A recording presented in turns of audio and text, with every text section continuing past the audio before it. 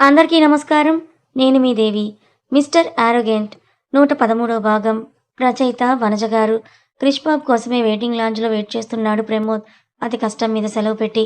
క్రిష్ తను ల్యాండ్ అయిన తర్వాత ఫోన్ ఆన్ చేసి, అక్కడి నుంచి వెయిటింగ్ లాంజ్‌కి వచ్చే టైంలోనే ప్రకాష్ గారికి త్రిపుతకి కాల్ చేసి తను సేఫ్‌గా వచ్చాడన్న విషయాన్ని చెప్పి ప్రమోద్‌కి చెయ్యి ఎత్తేలోపే ప్రమోద్ చెయ్యి దించేసి కోపంగా మారిపోయాడు. బావ ఖచ్చితంగా ప్రమోద్ బావకి కోపం వచ్చినట్లుంది అని అంటూ మహిత భయపడుతూ చెప్తుండేసరికి అదంతా నీ కష్టం మరదలు. నాకేం సంబంధం లేదు. నిన్ను మీ ఆయన దగ్గరికి తీసుకొచ్చాను అంతే. నా వరకు ఇక్కడ తర్వాత తిట్టుకుంటారో, కొట్టుకుంటారో, హత్తుకుంటారో అది మీ ఇష్టం అని చెప్పి క్రిష్ చక్కా వెళ్ళిపోయాడు. బావ చెప్పింది కూడా నిజమే కదా! మేమిద్దరం దగ్గరగా ఉండాలని తీసుకొచ్చాడు. కొడతాడా? కొట్టని. తిడితే సరే కాసేపు చెవులు వినపడినట్లు యాక్ట్ చేస్తే సరిపోతుందని అనుకుంటూ first time jeans, T shirt వేసుకున్న కారణంగా కాస్త ఇబ్బంది పడినా కూడా ఆ ఇబ్బంది బయటకి కనపడనివ్వకుండా ఫుల్ కాన్ఫిడెన్స్‌తో ప్రమోద్ ముందరకొచ్చి నిలబడింది మహిత. ఆమెను చూసి కూడా ఏమీ మాట్లాడకుండా క్రిష్‌తో ప్రయాణం ఎలా జరిగిందని మాట్లాడుతూ బయటకొచ్చాడు ప్రమోద్. మామూలు బలుపు లేదు వీడికి అని అనుకోని కంగారులో అయ్యో! భర్తను పట్టుకొని వాడు వీడు అనేస్తున్నానని తనకి తనే చెప్పుకొని మళ్ళీ కూడా ఏం కాదులే అన్నంత మాత్రాన క్రిష్ కోసం కారు రాగానే బ్యాక్ సీట్ ఆక్రమించేసింది మహిత. ప్రమోద్ ముందు కూర్చునే లోపే క్రిష్ డ్రైవర్ పక్క సీట్‌లో సెటిల్ అయ్యేసరికి ఇంకా చచ్చినట్లు మహిత పక్కన కూర్చున్నాడు. ప్రమోద్ అతనికి కాస్త దగ్గరగా జరిగినా మహిత ఏంటి బావ వచ్చినప్పటి నుంచి కనీసం మాట్లాడట్లేదు. అది అటుంచితే చూడను కూడా చూడలేదు. అసలెవరినడిగి నువ్విక్కడికొచ్చావు అని అన్నాడు ప్రమోద్. అడిగింది బావ గవర్నమెంటు అమెరికాని. మా ఆయన ఇక్కడ వర్క్ చేస్తున్నాడు. ఆయన చూసుకోవడానికి వస్తానని చెప్పాను. వాళ్ళు కూడా అర్థం చేసుకొని నాకు వెంటనే వీసా అప్రూవ్ చేసేశారని మహిత పల్లికిలిస్తూ చూస్తూ ఉంటే, అసలు నా పర్మిషన్ లేకుండా, నా సిగ్నేచర్ లేకుండా ఎలా నువ్వు ప్రూఫ్ పెట్టొచ్చావంటూ ప్రమోద్ సీరియస్‌గా అడిగాడు. ఏం చెప్తుంది? అసలవన్నీ ఉంటాయని తనకు కూడా నిజంగానే తెలియదు. అన్నీ క్రిషే చూసుకున్నాడు కాబట్టి, తన చిన్న కళ్ళను పెద్దవి చేసి క్రిష్ వైపు చూపించేసరికి తన చేతుల్లో ఉన్న బుక్‌తో ముందర కూర్చున్న క్రిష్ భుజం మీద ఒక దెబ్బ వేశాడు ప్రమోద్. దీనికి మీ ఎండ బాగా ఎక్కువైపోయింది క్రిష్. అందుకే ఏమీ వెనక ముందు ఆలోచించకుండా అనుకున్నవన్నీ చేసేస్తోందని ఇద్దరిని కలిపి ప్రమోద్ వాయిస్తూ ఉంటే తేలు కుట్టిన దొంగల్లాగా సైలెంట్ అయిపోయారు బావ, మరదలు ఇద్దరు.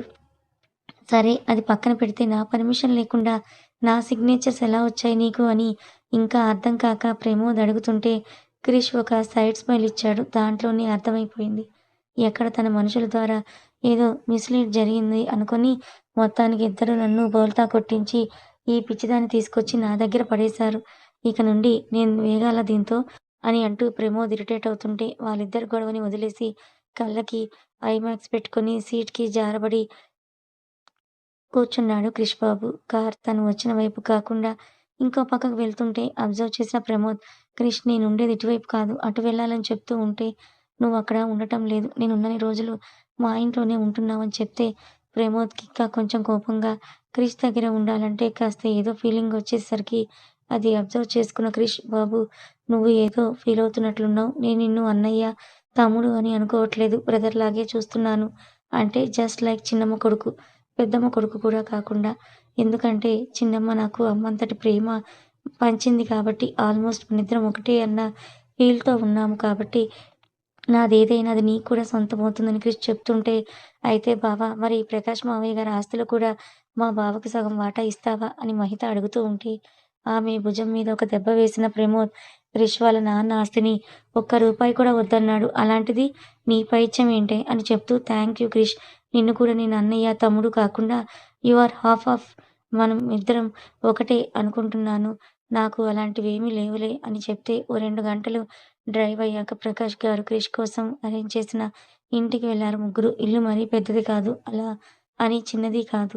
3 డీహెచ్‌కే ఇండివిడ్యువల్ హౌస్. ఇంటి ముందు చిన్న గార్డెన్. 5, 6 మంది ఉండే వరకైనా కూడా బాగా సరిపోతుంది. డ్రైవర్ వాళ్ళని అక్కడ డ్రాప్ చేసి పక్కనే ఉన్న చిన్న ఇంటికి వెళ్ళిపోయాడు. సార్ మీకోసం డాక్టర్ అపాయింట్మెంట్ రేపుంది. మీకిబ్బంది లేకుండా ప్రకాష్ సార్ నన్ను అరేంజ్ చేశారని ఇంగ్లీష్‌లో చెప్పి మరి లొకేషన్‌లో తన ఆఫీస్ అడ్రెస్ అన్నీ చూస్తున్న ప్రమోద్ అక్కడి నుంచి కూడా తనకి దగ్గరే అని అర్థం చేసుకున్నాక కృష్ణ కాసేపు రెస్ట్ తీసుకోమని చెప్పి అతన్ని ఒక రూమ్‌లో వదిలి మహితను ఇంకో రూమ్‌లోకి లాక్కెళ్ళాడు. ఏంటి బావ ఇలా తీసుకొచ్చావు? నీకోసం, క్రిష్ బావ కోసం ఏదో ఒకటి వండాలి కదా అని చెప్తూ అప్పుడు ప్రమోద్ కళ్ళు క్లియర్‌గా అబ్జర్వ్ చేసింది. అతనికి ఫీవర్ తగ్గుతూ వస్తూ ఉన్నా కూడా జలుబు అస్సలు తగ్గకపోవడంతో ముఖం మొత్తం టమోటాలాగా అయిపోయింది.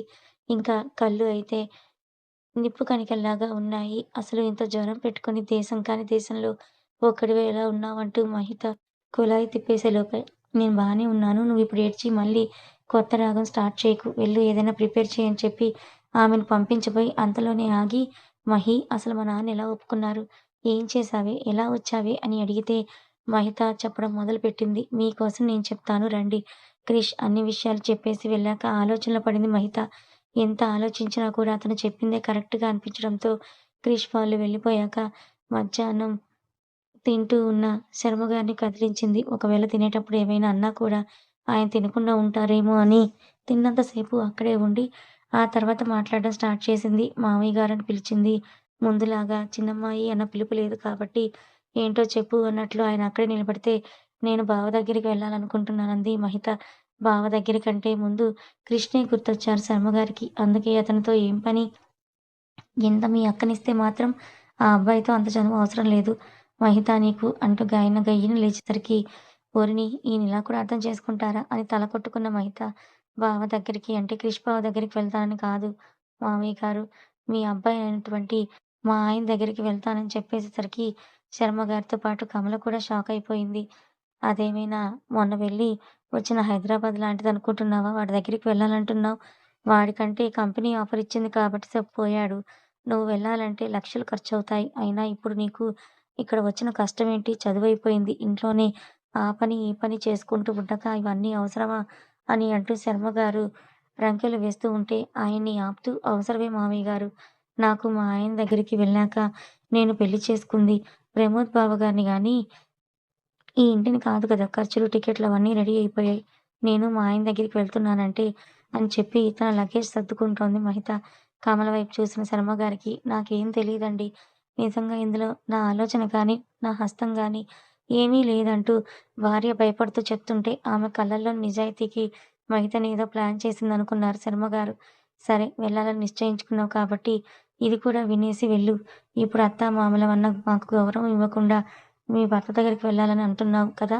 కాలక్రమేణా నీ భవిష్యత్తులో ఎలాంటి సమస్యలొచ్చినా మీరు ఈ గడప తొక్కడానికి వీల్లేదని చెప్తూ ఉంటే ఏమీ అర్థం కాక చూసింది మహిత. ఇంకా పేషెన్స్‌గా ఉండడం తన వల్ల కాక హక్కు లేదని చెప్పడానికి మీరెవరు మావయ్య గారు? ఈ ఇల్లు మీరు కట్టించింది కాదు. మీ నాన్నగారు కట్టించింది కాబట్టి మనవడికే దక్కుతుంది. అంటే మా ఆయన నాకు, నా పిల్లలకు దక్కుతుందన్నమాట. అసలు మీ మూర్ఖత్వం వదలరా? ఇంకా మీరు చెప్పిన దానికి చేసే వాటికి నేనిక్కడ బలైపోవాలా? ఎలా మమ్మల్ని ఇంటి గడప తొక్కనివ్వకుండా ఉంటారో నేను కూడా చూస్తాను. ఇప్పటికైనా కొంచెం మారి మనిషిలాగా బ్రతకండి. అదే మూర్ఖంగా ఉండటానికి ఇదేమి 1980నో, 90నో కాదు. 2020 జనరేషన్ వచ్చింది కాబట్టి కాస్త మీ పాత ఆలోచనలు పక్కన పెట్టి వాస్తవంలో జరుగుతున్నది అర్థం చేసుకోవడానికి ప్రయత్నించండి. ఎంతసేపు నేను ఇంటి మామయ్యని, కోడలినైనా సరే నేను చెప్పిన మాట వినాలి అంటే ఒకవేళ నా స్థానంలోకి ఇంకొకరు వచ్చినా కూడా మీకు ఈ మాత్రం గౌరవం కూడా ఇచ్చేది కాదు. నా భర్త దగ్గరికి నేను వెళ్తానని అంటుంది. మీకెందుకంత కోపం వస్తోందని మహిత తిరిగి ప్రశ్నించేసరికి శర్మగారి దగ్గర ఆన్సర్ లేదు. నువ్వు అతి పిల్లవని తెలిసి కూడా ఇంటి కోడలు అయినందుకు సరేలే మారుతుంది అనుకున్నాను చూడు. నా బుద్ధి తక్కువ. ఎట్లా అన్నా ఊరేగిపోండి అందరూ కలిసి అని చెప్పి విసుగ్గా శర్మగారు లోపలికి వెళ్ళిపోతే కమల కోడలికి నచ్చచెప్పే ప్రయత్నం చేసింది. ఆయనకిష్టం లేనిది ఎందుకే చేయడము? 3 నెలలు ఉన్నావు కదా! గట్టిగా కొన్ని రోజులు కళ్ళు మూసుకో ప్రమోదే వచ్చేస్తాడు కదా! అంతలో దానికి ఈయనతో ఇన్ని మాటలు పడటం అవసరమా? నీకిష్టమైతే చెప్పు. మన ఊర్లో స్కూల్లో కానీ ఏదైనా ఉద్యోగానికైనా వెళ్ళు. లేదా ఇంట్లోనే కూర్చొని ఇప్పుడు అందరూ యూట్యూబ్‌లో వీడియోస్ చేస్తున్నారు కదా! అది చెయ్యి. అది లేదంటే నీకు కుట్టు మిషన్ వచ్చు కాబట్టి ఏదైనా అంగడి లాంటివి పెట్టుకో కానీ ఇప్పుడు మీ మామయ్యని ఎదిరించి పెద్దల సాయం లేకుండా అంత దేశం కానీ, దేశం పోవడం అవసరమా మహిత? ఒక్కసారి నా మాట వినమ్మా అంటూ ఆవిడ బుజ్జగించడానికి ప్రయత్నిస్తున్నా కూడా, పెద్ద బావ సాయం లేకుండా నేను వెళ్ళడం లేదత్తయ్య. అన్నీ క్రిష్ బావనే అరేంజ్ చేశాడు. పైగా బావ ఏదో ప్లాన్ చేశాడు మామయ్యని మార్చడానికి. మీరు జస్ట్ జరిగేది చూస్తూ ఉండండి. నాకేం ప్రాబ్లం లేదు. క్రిష్ బావ కూడా సర్జరీ కోసం అమెరికా వెళ్తున్నాడు కదా! ఆయనతో పాటే నేను వెళ్తానని చెప్పింది మహిత. ఇంకా క్రిష్ పేరు చెప్పాక కమల మాత్రం ఏమంటుంది? అతను ఉన్నాడన్న ఒక ధైర్యం చాలు. అందుకే సరే వెళ్ళు, జాగ్రత్త, క్రిష్ బాబు ఉంటాడు కాబట్టి నాకు ఎలాంటి భయము లేదు. ప్రమోద్ కోసం నేనేదైనా చేసి పంపిస్తాను అంటూ ఆవిడ వంటింట్లోకి వెళ్లి పొడులు, నిల్వ ఉండే పప్పలు, చెక్కలు చేయడం మొదలుపెట్టారు. అన్నీ గమనిస్తున్న శర్మగారు మౌనంగా చూడటం, వాళ్ళ మీద మనసులోనే కారాలు, మిరియాలు నూరడం తప్ప ఇంకేమీ చేయలేకపోయారు. ఇది బావ జరిగింది. మీ నాన్న మారితే సంతోషం. అందరం బావుంటాం. లేదంటే ఏమోలే. అంతకు మించి ఆలోచించడం కూడా నాకిష్టం లేదని చెప్పి మహిత ముగ్గురి కోసం వంట వండింది. చాలా రోజుల తర్వాత ఇంటి భోజనం తింటున్నందుకు ప్రమోద్‌కి చచ్చిపోయిన టేస్ట్ బడ్స్ మళ్ళీ రాకెట్ వేసుకొని మరీ వచ్చాయి. కమల పంపించిన వంటలు, పొడులు అన్నీ కూడా బయట పెట్టేసరికి అవన్నీ చూస్తూ రోజూ తినే కంటే మూడింతలు ఎక్కువే తిన్నాడు ప్రమోద్. క్రిష్ ఆ రోజు నుంచే లిమిటెడ్‌గా తినడం స్టార్ట్ చేశాడు. ఎందుకంటే హాస్పిటల్ విజిటింగ్ ఉంది కాబట్టి. ఆ నెక్స్ట్ డే క్రిష్‌కి హాస్పిటల్ అపాయింట్మెంట్ ఉంది. ఆ తర్వాత అన్నీ కరెక్ట్‌గా రావడంతో 2 డేస్‌లో సర్జరీ కూడా చేసేశారు డాక్టర్స్. అమెరికాలో సర్జరీ చేస్తుంటే హైదరాబాద్‌లో పూజలు, హోమాలు మొదలుపెట్టేశారు అత్తాకోడళ్ళు ఇద్దరు. ఇంకా త్రిపుద అయితే క్రిష్‌కి సర్జరీ జరిగి సక్సెస్ అయ్యి అతను నార్మల్‌గా నడిచేంత వరకు ఒంటిపూట భోజనం చేస్తూ కింద పడుకొని ఒక వ్రతం మొదలుపెట్టింది. దాని ఫలితమే నెల తిరిగేసరికి క్రిష్ ఎలాంటి ప్రాబ్లమ్ లేకుండా సర్జరీ గ్రాండ్ సక్సెస్‌గా కంప్లీట్ అవ్వడం, అతను బాగా అయిపోవటం. Doctor can I move to my country అంటూ అడిగితే yes Krish you are absolutely correct and fine. But ఇంకో 10, 15 డేస్ నువ్వు హాస్పిటల్ కంట్రోల్‌లోనే ఉండాలి. ఆ తర్వాత కూడా 2 మంత్స్ అండ్ 3 మంత్స్‌కి ఒకసారి చెకప్‌కి చేయించుకుంటే చాలు. 1 year you will be all completely setup. And నీకు జరిగిన ఫ్రాక్చర్స్ కూడా కంప్లీట్‌గా సాల్వ్ అయిపోయాయని చెప్పడంతో తనకి ఇప్పుడు బాగా యూజ్ అవుతుంది ఈ టైం అని అనుకున్న క్రిష్ బాబు ఆ నెల రోజులు తెరవని ల్యాప్‌టాప్‌ని నెక్స్ట్ డే తెరిచేశాడు. అన్నయ్య ఎక్కడున్నావంటూ అభికి మెసేజ్ చేశాడు క్రిష్ బాబు.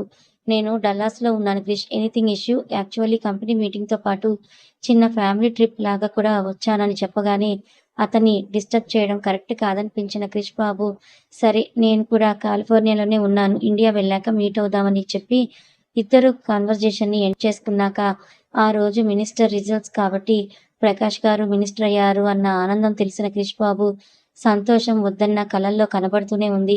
కాబట్టి అందరినీ గ్రూప్ కాల్‌లోకి యాడ్ చేసింది మహిత. ఆ విషయం తెలిసి శాస్త్రి గారు, శ్యామల, శర్మ గారిని యాడ్ చేసుంటే ఆయన లిఫ్ట్ చేసి ఫోన్ కమల చేతికిచ్చి పక్కన నిలబడ్డారు.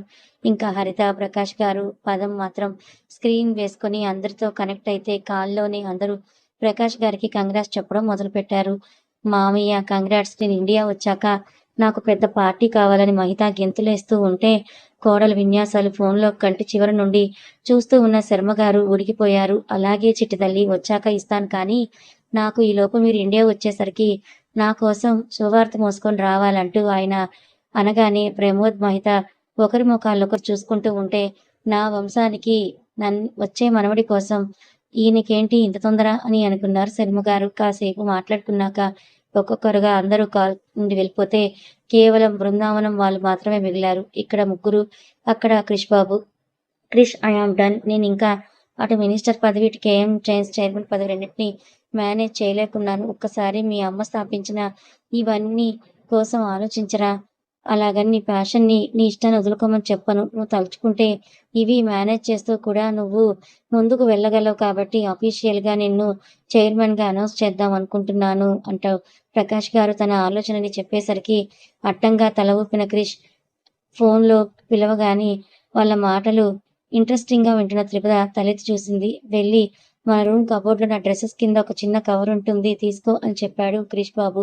ఆమె అలా వెళ్ళగానే ఇలా ఓకే పట్టుకొని లెఫ్ట్ లెగ్‌తో బృందావనంలోకి ఎంట్రీ ఇచ్చారు నరేంద్ర ఫ్యామిలీ. కథ కొనసాగుతుంది. ఎలా ఉందో స్టోరీ చెప్పడం మాత్రం మర్చిపోకండి. ఇంతకీ క్రిష్ బాబు త్రిపద కోసం ఏం కవర్ పెట్టేసిపోయాడు? అసలు ఆ కవర్‌లో ఏముందో గెస్ చేసి కామెంట్ చేయండి. నెక్స్ట్ అప్డేట్‌లో కలుసుకుందాం. కామెంట్స్ మాత్రం మర్చిపోవద్దు. Thank you so much for watching.